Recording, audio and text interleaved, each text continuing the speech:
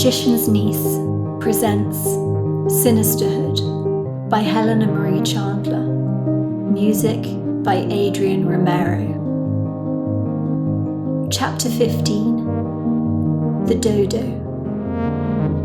Mrs. Wade called for Dawn to come downstairs. There was someone here to see her. Dawn didn't really notice that Mrs. Wade's voice was dark and sad. She didn't see her red and blotchy eyes. Dawn hadn't seen Nigel for several years. She hardly recognised him when he came into the living room. He'd grown a beard and had got quite fat. He'd always been so slim and handsome in the past. But still, she squealed with delight at the sight of him. "Uncle Nigel," she said, "I haven't seen you for ages. Have you brought home Auntie Keira?" Nigel's face wrinkled almost at once. He looked at the floor, and then he bent over, and then he started to cry. It was in that moment that the realization hit Dawn. It hit her so quickly that it felt like a train hurtling towards her when she hadn't had the time to leap away from the tracks. "So it's true then," she asked, "what I saw in the paper?" Nigel didn't reply at first. He took in one long, deep breath. Then he wiped away his tears with his handkerchief. He crouched down to look at Dawn, straight into her eyes. "I'm not sure what you've seen, my love, but I'm afraid Auntie Keira isn't with us anymore." "I know she isn't with us. That's why we haven't seen her." Nigel looked at the carpet. He took another long, deep breath. "I mean to say that Auntie Keira is dead." Somewhere deep inside, of course, Dawn had already come to this conclusion. She had tried so hard not to believe it, though, during these past 2 days. Even so, she hadn't been able to sleep with the nagging worry. She tried to wish her Auntie Keira back into existence, but she knew you couldn't just will things not to be true. Uncle Nigel sat down on the sofa. Dawn came to sit beside him. He took her hand, told her that Keira was in a better place now. Dawn thought that this comment was extremely odd, but she didn't at first think she needed to question it. "What I don't understand is why she was on a cruise in the first place. Auntie Keira hates cruises. She told me she had the norovirus on a ship with Derek once in a place called Crete. Did you know they had to stay in their cabin for 3 whole days? She probably didn't tell you, Dawn, but Keira was a very, very unhappy lady. And when adults get very sad, they can do things that don't seem very logical or like themselves. She always seemed very happy to me." Nigel didn't answer. Dawn began to feel sick. Her eyes were getting all watery. For the first time since she heard the news on the radio, she let herself really cry. She began to pour her thoughts out to Uncle Nigel. Maybe it had all been a big misunderstanding. Maybe Keira was going to walk right through the door, and then they'd go on a walk on Wimbledon Common and have a pizza later on, just like they were going to do at the weekend. "I'm afraid she's not coming back, Dawn," said Uncle Nigel. "But if you want, we can go to the restaurant and for a walk." Dawn had only ever felt this sad when she heard that her daddy had fallen ill. She didn't understand then what had happened to him, and she certainly didn't understand what was happening now. She looked up at Uncle Nigel. "Let's go, Uncle Nigel. You can take me on a walk, all right?" Nigel parked his smart car in the drive of Auntie Keira's house. Dawn had to shut her eyes. She couldn't bear the sight of the place. It was all empty now, like a ghost house.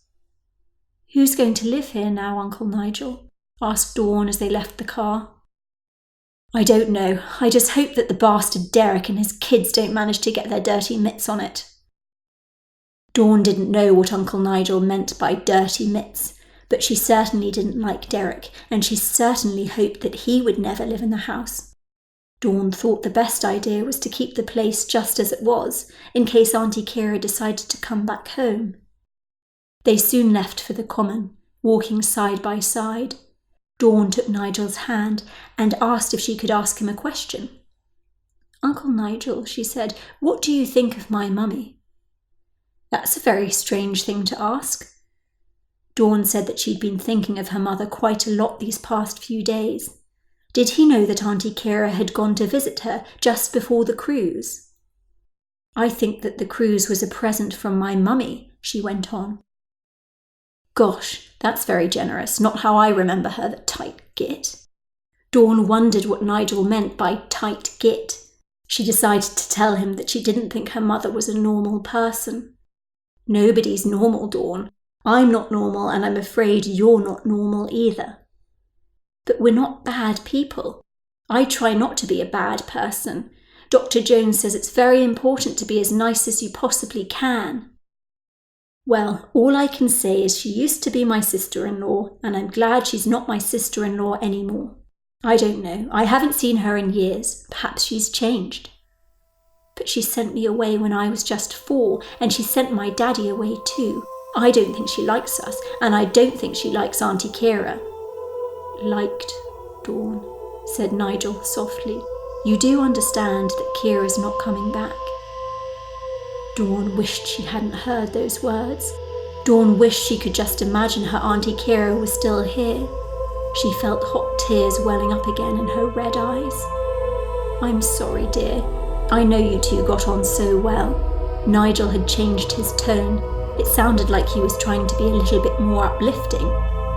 Your mum and Auntie Keira were very different people. Victoria was a bit more like your grandmother, and Keira was a bit more like your granddad. I don't know what they were like because I never met them. Never mind, Dawn. It's best not to dwell on the past. What did Auntie Keira used to say? Always look on the bright side, said Dawn and Nigel, almost in unison. Nigel laughed. Dawn found herself laughing too. It was a relief to Dawn, because she'd been worried she'd never be able to laugh, ever again.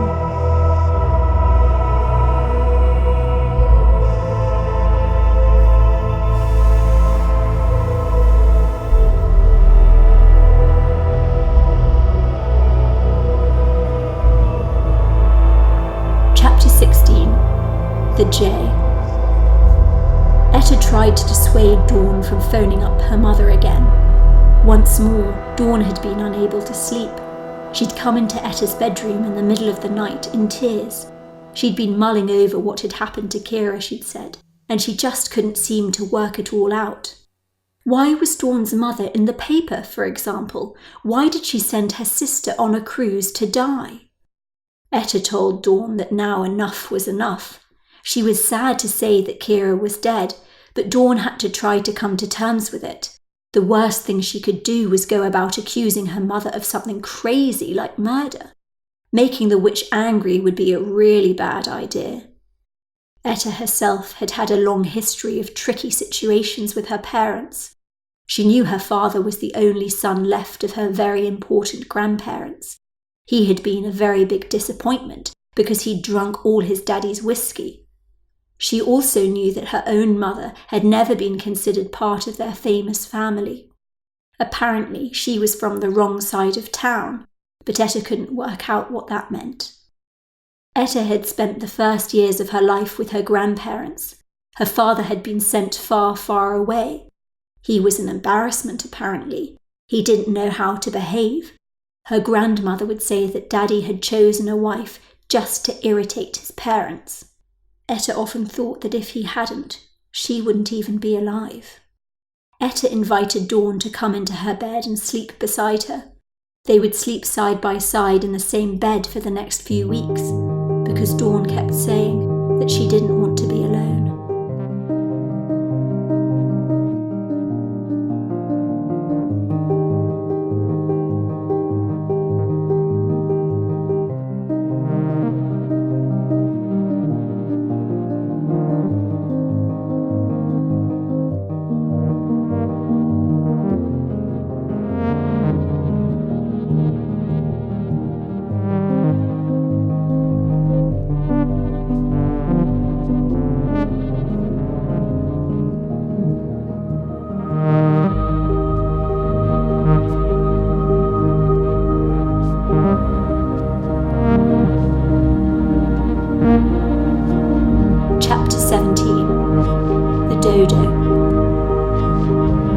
traumatised. You're seeing things.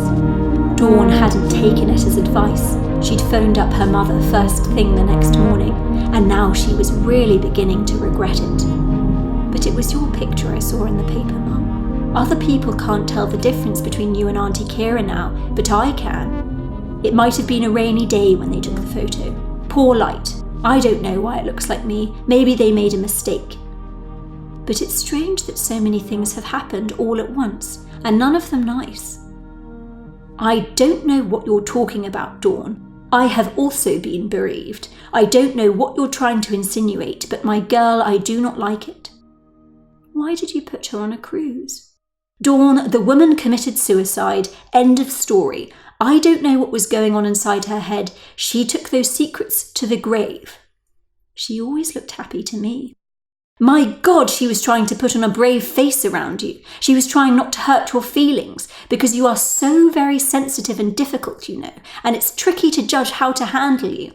Have you ever thought it might be your condition that makes you so paranoid?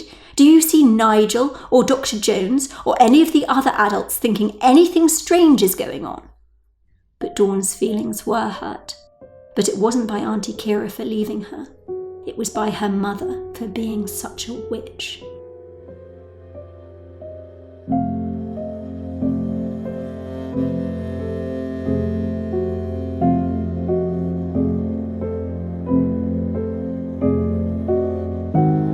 Chapter 18. The Vulture. Dawn? Dawn, are you there? Are you listening to me? Victoria couldn't believe it, that this idiot child of hers had rudely slammed down the phone. Victoria also couldn't believe her bad luck, to have been burdened with such a tempestuous and irrational child. What a hassle Dawn was. Never had she ever been anything more than a nuisance, no use to man or beast, a ball and chain, dragging her, always dragging her down. The amount she's cost me over the years, said Victoria to herself, has been quite preposterous. Can't she at least be grateful for that? Victoria had never even wanted the girl. She'd never really wanted to have a baby at all. Somehow Rachel had got her to do it. Or was it Geoffrey? In any case, the idea most definitely hadn't been hers. Victoria came to the conclusion many years ago that this whole motherhood malarkey was a complete and utter con. Victoria began pacing around the kitchen. For the first time in her life, she thought about her own mother and wondered how the old bird ever could have coped with her own brood of children. Yes, Victoria admitted that she'd been a bit of a handful as a child. Hyperactive, one might say. But Keira, well, she was a sly little thing. Tricky, manipulative, always ensuring that everyone else was firmly ensnared in her knots. But Victoria had to focus on the immediate question, how she was to deal with her own fink of a dodo-like daughter. She could join Auntie Keira in the garden hideaway, of course, she thought. But Victoria soon changed her mind, coming to the conclusion that she couldn't kill off the girl so swiftly, so soon. In fact, she realised to bump Dawn off this year would be foolish, particularly given the recent termination. She didn't want all those associated with her to drop below ground like the proverbial fly. That would be far too suspicious. Yes, it was a subtler approach that was required at this stage. Manipulation rather than murder. She thought about Keira, how her saintly sister had been such a lovely mother figure for her own insolent child. She thought about the gaping void that Keira had left for Victoria, how the place of perfect positioning had now suddenly emerged. Victoria could do Mumsy. She could do anything. She was gifted. She resolved to park herself in Keira's empty spot. To do so, though, would of course not be easy. The challenges would be many. Victoria had never even had the benefit of motherly experience. Any opportunity had been rudely torn from her hands that unfortunate day when Dawn had to be sent away. Victoria would have to go to the library in order to make up for lost time. She'd have to read some books written by motherly people. Perhaps there'd be some guides about adolescent girls. But her challenges, of course, would go far beyond the lack of proper experience. Because dastardly Dawn would be pushing her back all the sorry way. How that girl had got so unnecessarily thoughtful these past several years was an utter mystery to her mother. Weren't Downs people supposed to be simple, stupid, and the kind of individuals who conveniently took everything at plain face value? It was only later that afternoon over coffee and cake at the Marks and Spencer's cafe in town that Victoria found herself having a fantastic brainwave. Oh yes, this one was quite brilliant, and the thought of the double manipulation was quite thrilling and intense. She had to quell a giggle lest the other shoppers think her mad. In any case, Victoria didn't want to get ahead of herself. She'd have to pull it off, of course, and that was not at all guaranteed. The target of her next enterprise? That psychiatrist who chatted to Dawn twice a week. Yes, this was to be a sort of gaslighting by proxy, and via official, trustworthy means. For Victoria to get Dr. Jones convinced of her own niceness, her maternal concern and kind intent, would be to destroy any of Dawn's sinister suppositions. Yes, this was to be the way ahead. Victoria set off for home in her sporty red MG, her cheeks all aglow with her pride and newfound resolve. She dashed inside the house, nearly tripping over Karma and Sutra as she went. She threw her coat to the floor, even though it was Burberry, the one she never admitted she bought as a reject with a tear on the sleeve. Victoria jumped onto the telephone. She cleared her throat, rounded her mouth, lowered her voice to little more than a whisper. This was to be her newfangled, caring tone. The school receptionist answered her call. It must have been destiny. Dr. Jones had an available appointment first thing the very next day. It would be during that appointment that Victoria would work out the psychiatrist's weak spots and win her over with all the appropriate words.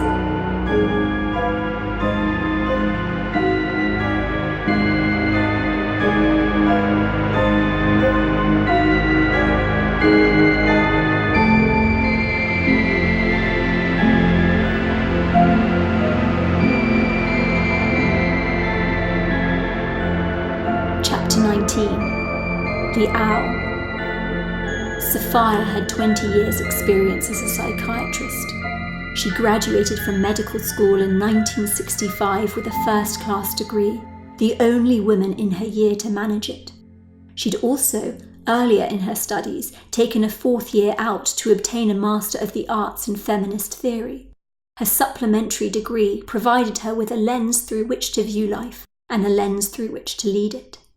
Sophia was mostly interested in the writings of Simone de Beauvoir and Germaine Greer. She had learned from the writings of Miss Greer that marriage was bound to end in disappointment. In any case, both circumstance and choice had meant that she'd never met a man worth the bother. None of them, she'd found, weren't cowered by her own intellect. There was, of course, that one professor of hers back in her university days, but she found his attempts at nurturing her gifts quite condescending and repulsive.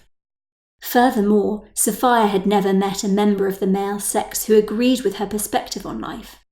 This was, of course, nothing but confirmation of their own misogynistic ways.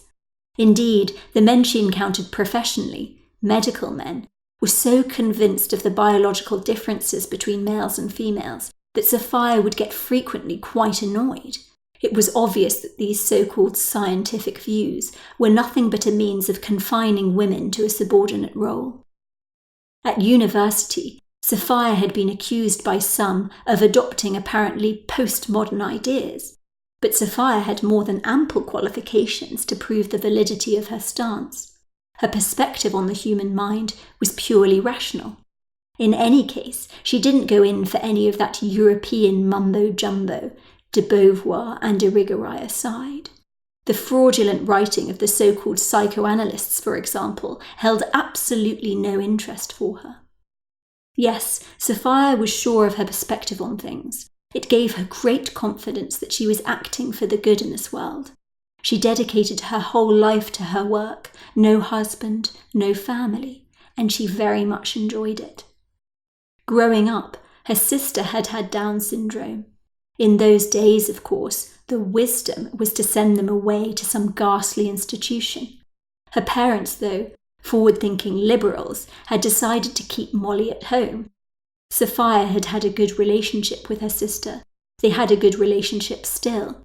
And she doubted that there was another woman in the country so well qualified and knowledgeable as her about the condition, at least from a psychiatric point of view.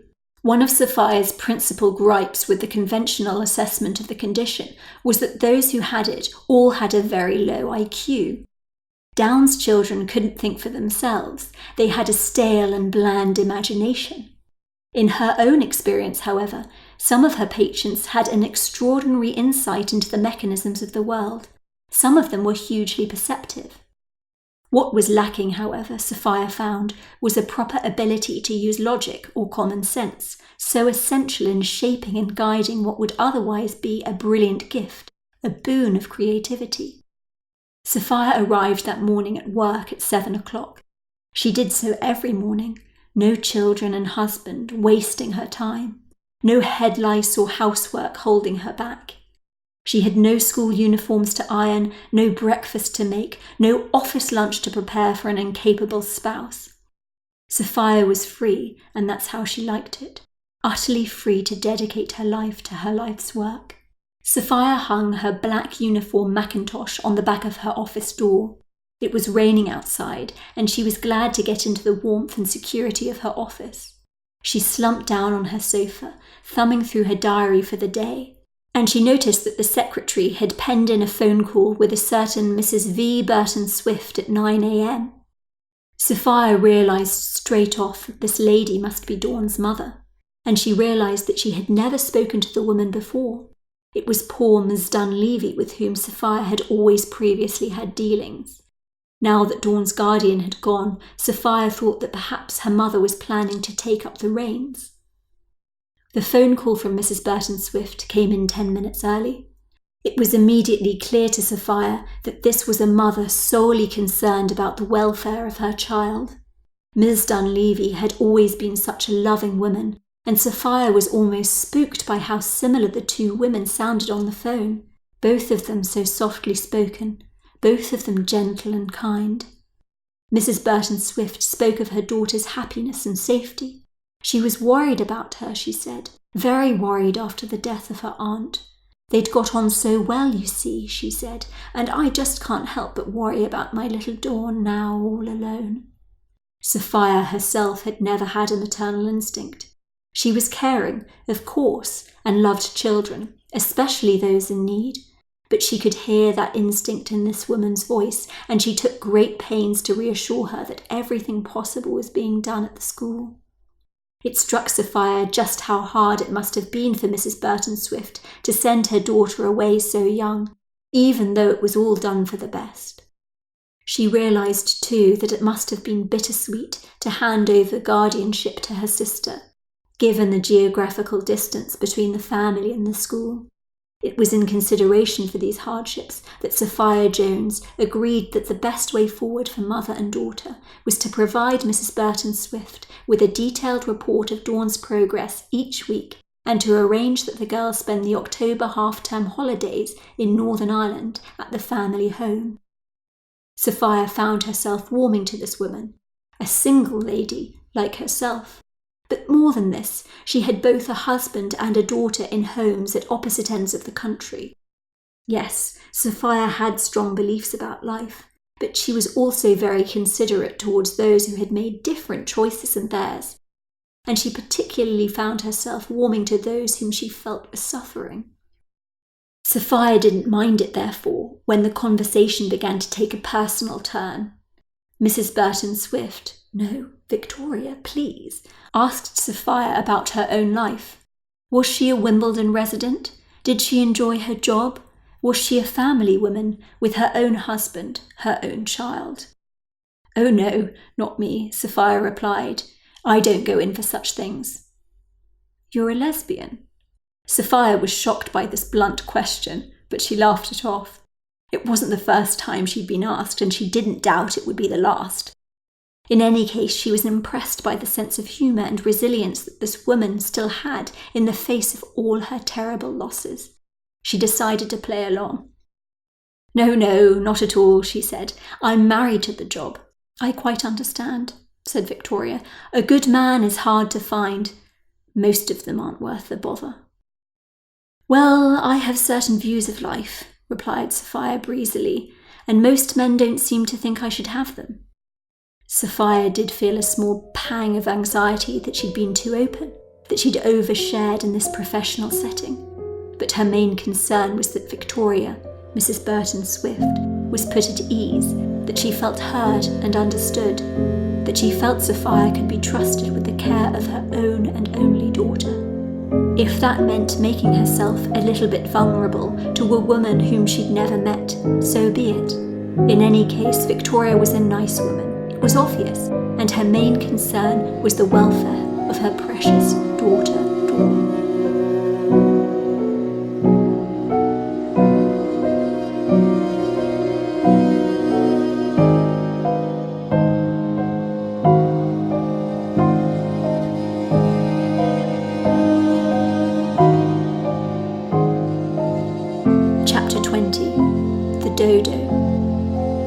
Dawn had been alone with her thoughts for some days. Etta had tried to dissuade her from accusing or even contacting her mother, but Dawn just couldn't quite drop her suspicions that something not very nice had happened to her aunt. Why had Dawn never received a phone call? Why did Keira go on a cruise? Why was there a picture of her mum in the paper? Why was everybody saying that Keira was so unhappy that she ended up killing herself? The questions were endless, and her mind just couldn't switch off. Dawn was beginning to think that Etta was right all along, that she should not have started questioning things at all. Dawn knew, however, that she was going to have to talk about her inner workings with Dr. Jones later on that afternoon.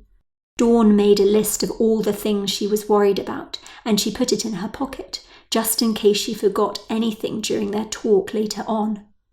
Dr. Jones was so insightful, such a thoughtful lady, so caring and so kind that Dawn was sure she would give her good advice. The first thing, however, that Dr. Jones said to Dawn when she arrived at her office for her session was, "I spoke to your mother this morning. I got to know her quite well." Dawn was about to say, "Yes, and she's an absolute witch," but Dr. Jones carried on in a chorus of ill-placed praise. "She is a lovely lady. I can see why you're such a lovely person too.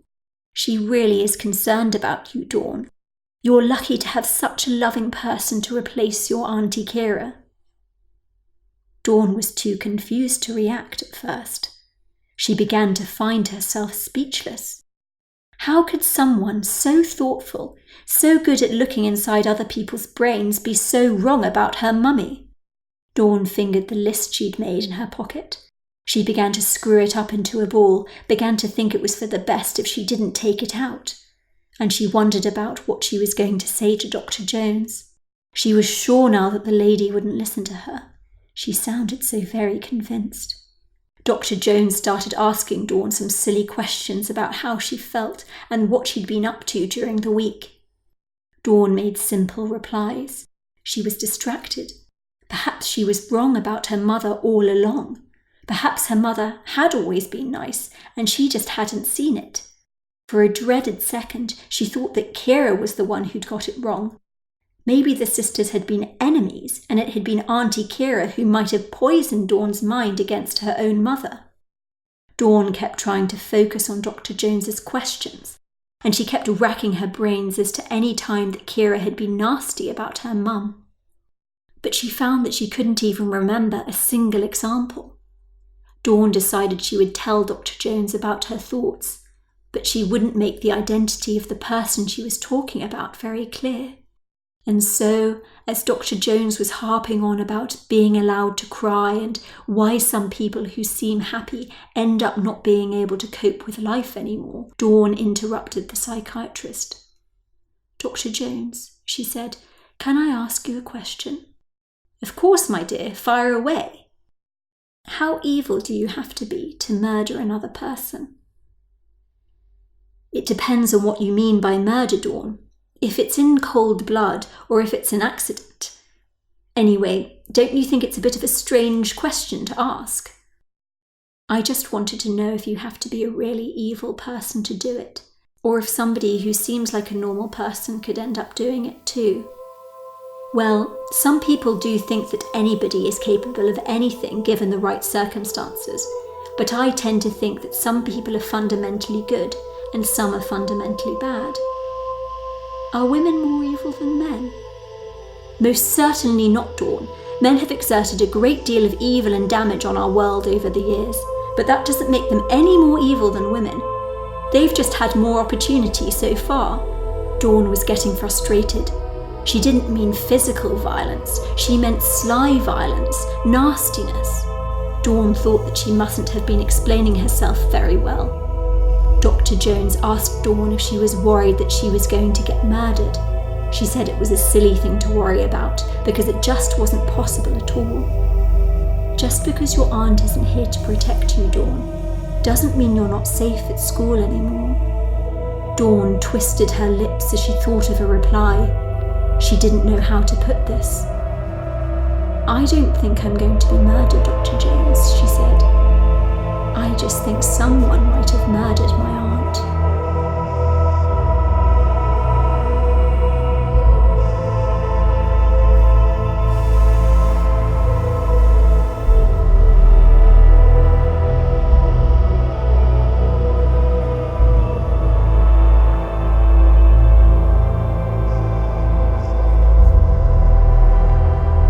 Chapter 21. The Vulture. Victoria believed in fate. She had reason to. Over the years she'd found it very kind. Victoria had a good relationship with fortune, karma, or whatever you wanted to call it. She found that she could dialogue with it, that she'd often be granted a sign. Sometimes, when she wasn't sure if one of her enterprises was on the right track, she'd ask a question of the universe, and wait and see if it gave her a generous response. Great kindnesses on occasion had been granted to her by the mystical movings of the world. A significant example of this was Geoffrey's swift demise. Victoria had originally intended for the man to actually die, but in the end she found that the final result of her meddling could not have been more sublime. True, the expenses of his home had mounted up over the years, but she had the kindness of her heart to blame for that. Geoffrey had always been a decent chap. She put him in a decent home, even though he could have made do with just a state-funded one. After all, these days he was little more than a vegetable, and he'd never be able to tell the difference anyway.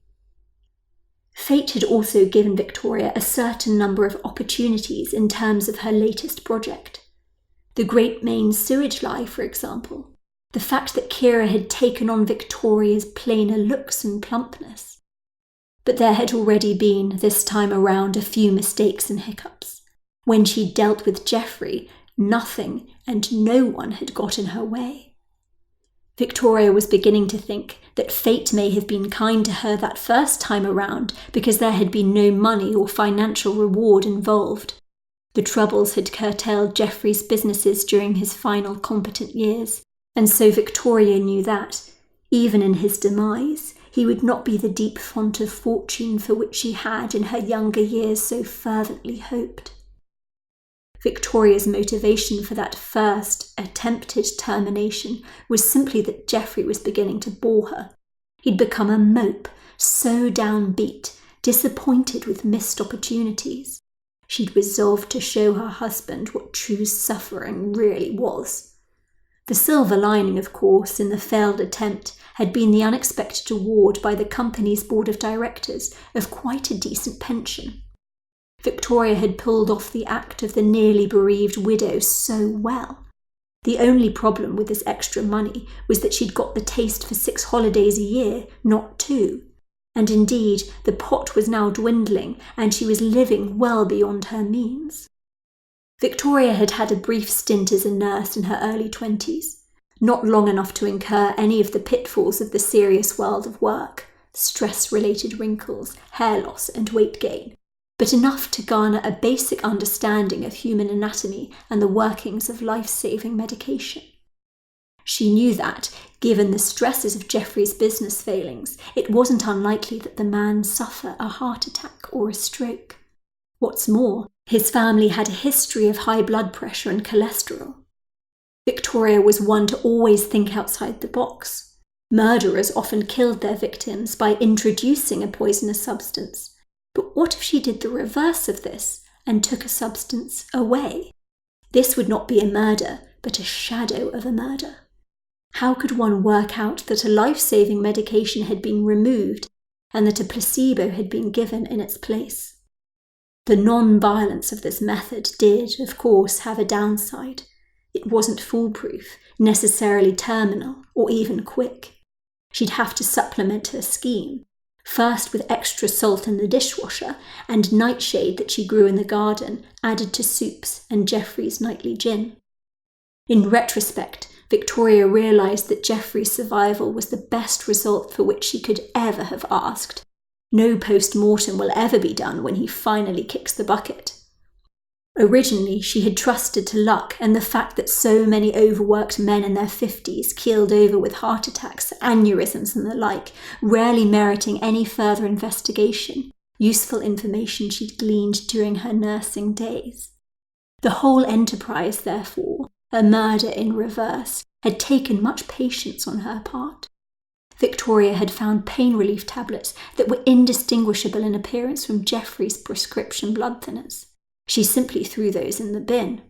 Of course, during that time, Dawn still occasionally came to visit, and she had had to ward her daughter off touching the nightshade during her endless hours spent in the garden, looking at all those silly birds flying so high in the sky.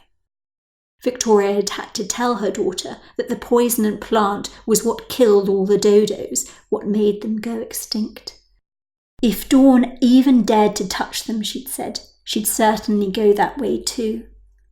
Victoria wasn't thinking at present of killing her own daughter as well, but she was thinking about how best to deal with the girl, particularly now that this first of the weekly letters she received from Dr. Jones indicated that the girl was onto something. Fantasies about some mythological evil woman, for instance, troubling delusions about murder. But Victoria had the good doctor on her side, and as long as Dawn didn't manage to convince any quick-witted accomplices to help her, she was sure that all would be well.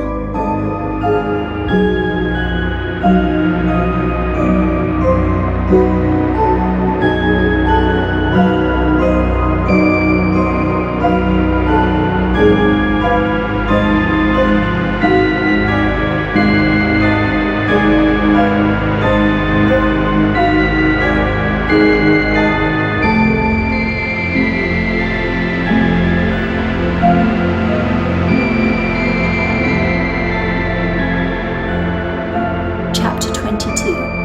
The Dodo. Dawn felt very lonely, with no one there to help her. True, Etta was a great friend to Dawn, but she wasn't Auntie Keira, and she wasn't Dawn's daddy, the daddy whom she loved. It was so difficult for Dawn now that both her father and her aunt had been cruelly taken away by accidents and ill health. Dawn would so rarely see her daddy after she'd been sent away to boarding school, just as much as she'd rarely see her mother.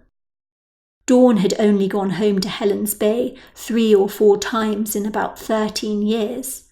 The strange thing was that her mother would always be telling her off whenever she tried to speak to her father on the phone. She said it was because he, under so much stress and so very ill, couldn't cope with the upset. But Dawn knew her daddy, and she knew it wasn't true. Dawn knew that her daddy would be feeling just as lonely and helpless and upset as she was feeling now. It was so sad that Daddy was nearly brain dead. He'd got so stupid, stupider than her. He couldn't even write. He couldn't even speak. Dawn thought about him all alone in his home, and she felt such sympathy because she was all alone in her home too. Etta was telling Dawn all the time not to keep thinking about what had happened. Dawn needed to move on, Etta said. She needed to turn her eyes away from her mother because some families are prone to fights and it's never worth starting another one. But Dawn did keep thinking about her mother, and she saw her mother at night time in her dreams, and it wasn't very nice what her mother did in her imagination. It was very strange, Dawn thought, that people kept getting ill and dying very young in her family. People died young in the olden days, but people didn't die very young now. Except for Downs people. Some of them, Dawn had learnt, didn't live very long at all. But Auntie Keira was only 50, and Dawn's daddy had a stroke when he was only 46. All those numbers made Dawn's head hurt. It hurt Dawn's head especially because 46 wasn't very old at all. Dawn was finding the summer holidays at Lowton's quite boring, especially because Auntie Keira hadn't come back yet to take her out to town. Dawn had nothing better to do than to tag along to the library with Etta, where her friend was working on her special project about her family. Dawn didn't like the library, but she did find the people and events in Etta's family quite fascinating. There was the old woman who drove around Belfast in her big yellow Rolls Royce, and the elephant in the garden, and the bear in the bear pit, and the boys who were sent off to war. It was later that afternoon, when Dawn was ambling between the bookcases, fingering all the plasticky dark-coloured spines, that she found herself in the science section. She saw a book about medicine and decided to take a look. Inside, on the front page, there was an alphabetical list of illnesses. Dawn saw that there was an entry about strokes. She sat down on the scratchy carpet and began reading to herself, aloud, but as quietly as she could, so as not to attract any attention. Strokes are more frequent in men than in women. The vast majority of strokes take place in people over the age of 65. Risk factors include hypertension, heredity, and stress. Dawn thought to herself that her daddy was most certainly under a lot of tension living with her mother, but she wasn't sure what hypertension and heredity meant. She flicked through the pages to the section about words beginning with H. Dawn still had this notion about her mother hovering in the back of her mind. But surely she hadn't been the one to give her own daddy a stroke. Dawn kept reading. She found that she didn't understand all the complicated scientific language that was there written on the page. But Dawn did see a part where the book was talking about avoiding certain foods like salt and alcohol because they could make you very, very ill. Dawn's mummy did all the cooking at home. At least she did when Dawn had been there to stay. Who knows, maybe her mummy was too lazy the rest of the time and paid for a cook instead. That wouldn't have surprised Dawn. But did she do anything to make Daddy more ill with his food? Dawn couldn't get this thought out of her head. Her daddy liked alcohol. He always had a gin in the evening after work. Last time Dawn had been over, her mummy had been growing plants in the garden to make Daddy's drinks taste nicer. Apparently that's what you did with gin. You could put lemon or lime in it, or pepper, or cucumber, or orange. You could add all these little extras.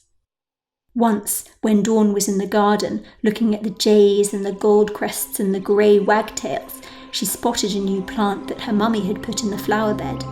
It had pretty purple flowers, and sometimes small black berries, and she was going to taste one, and then she heard her mother shout at her, high up from the kitchen window. "Stop that! Those berries are enough to kill a dodo." All these things Dawn thought about, she was sure had happened in real life. She knew they had. She was almost certain she wasn't making it all up. But no one would believe these little stories, because stories on their own didn't mean anything. People might say, Dawn thought, "Why would your mother want to put her husband in a home?" They would think it was silly to kill a sister you hadn't seen for 10 years. In any case, both Auntie Keira and Daddy were such nice people. They'd never done anything wrong to anybody. They'd never done anything wrong to Mummy at all. But people just didn't know Dawn's mother. They didn't know she wasn't like everybody else. They didn't know how angry she could get, They didn't know the kinds of extraordinary things that only she was capable of.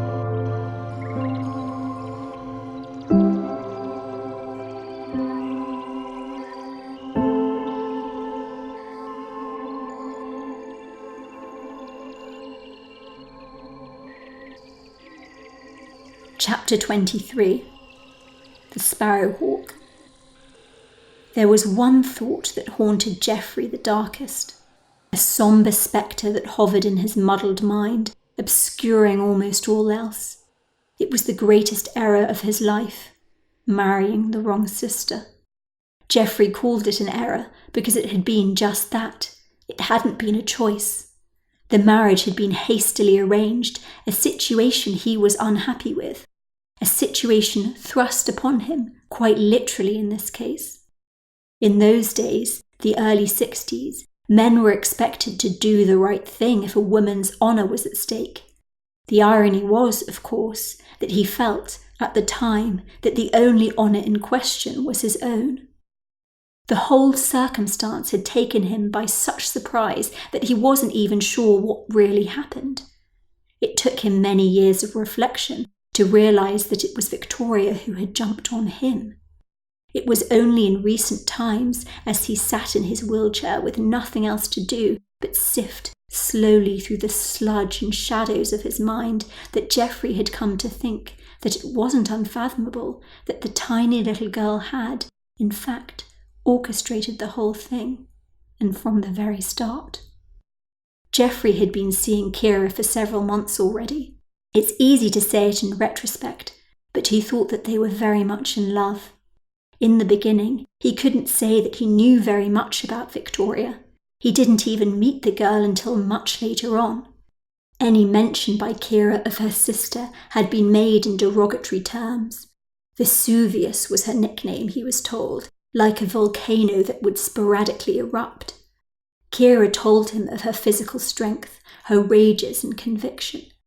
When he first saw her at the New Year's Eve party he held at the big Helens Bay house he'd just inherited from his uncle, he couldn't believe that the little brunette before his eyes could be capable of such anger and tirades. It would be 3 weeks before they met again. Geoffrey had bought tickets for the opera. Keira had fallen ill at the last minute, and it was suggested by her parents that he took young Victoria instead. It would be such a shame to waste those tickets. Little did Geoffrey know that the evening would herald the waste of his life. Geoffrey had put on a brave face during the performance. He tried to be polite. In any case, he wasn't even sure if Keira's reports had been somewhat of an exaggeration. Until he saw evidence of Victoria's volatility with his own eyes, he decided he wouldn't pass judgment. In fact, at least during the early part of the evening, it seemed they were getting along quite well. He actually found himself warming towards the girl. She was quite bubbly, vivacious, and good fun. It would only be later on that the bright future of his life would be rudely torn from his hands. It was a blow all the more painful given the unexpected nature of the assault. Crowds were filing out of the opera house. Victoria took Geoffrey's arm as they left the building and walked towards his new red Jaguar parked on the opposite side of the road. Geoffrey hadn't intended for there to be any suggestion of intimacy with this woman, but he thought it wouldn't be right to cast her arm away. Soon after they stepped into the car, however, he was sure he could feel Victoria rubbing his leg. It was dark. Geoffrey was intent on not making a fuss, so he cast his eyes through the windscreen and resolved to drive away. He set his car in reverse, but Victoria suddenly pulled up the handbrake and she wouldn't let it go. This was a 17-year-old girl, so audacious. The sheer shock and awe of the process completely clouded his mind. Until this day, Geoffrey still couldn't truly remember what happened during the subsequent 5 minutes, but he had vague memories of lying on the back seat. What made it all the more confusing was that he found himself physically responding to this woman, even though he was absolutely certain that he wasn't in control. He certainly had no intention of sleeping with her, or marrying her, or even seeing her again. But Victoria's intention was quite clear. And it became clearer still when the deed was done and she smiled at him and said, "Now